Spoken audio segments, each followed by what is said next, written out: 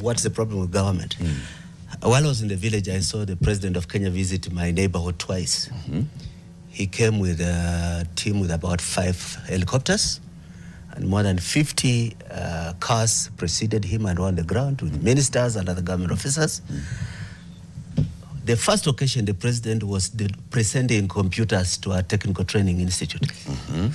The second trip, he was laying the foundation stone for a primary school being built by Safaricom Foundation. This is true. You spend more money on the value of the project, which project you are not financing to come there.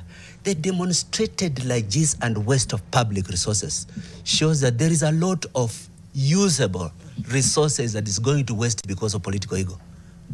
And we have to call the president to order.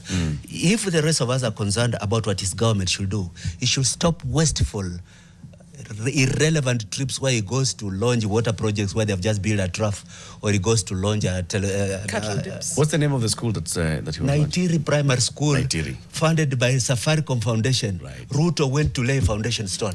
Do you think the people of Naitiri saw that as largesse? When I came back, they said, this man is a joke. Villagers were saying this man is a joke. What did he bring us?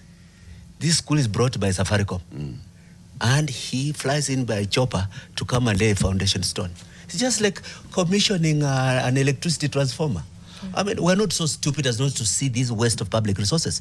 And we cannot sit here, pretend that we can put this to one side and complain about challenges of financing programs that have been supported by the USAID.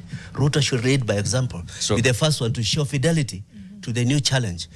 Cut back on the largesse, on the wasteful trips he's making, and put those resources in the gap that has been created. So the citizens can see it. The citizens are seeing what is missing as a gap, right? Yeah. And the citizens are speaking. Yes, sir. You saw them speaking in Isiolo.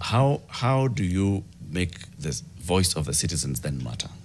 How can we fix this so that as people see, as people comment, on the ground and say, we don't like this, we don't like the other, how do we make those voices matter? I wish they could matter long before the next election.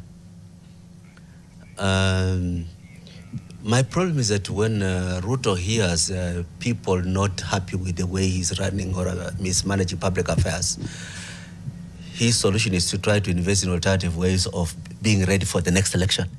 He's not talking to the issues that are concerning people by putting committed resources to the projects you so loudly announce.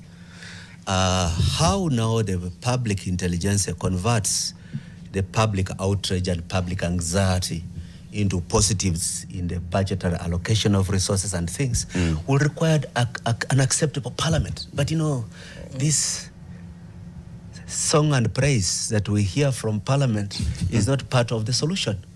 I mean, Adan is bad, everyone says Adan is bad. America forces Ruto to say Adan is not good.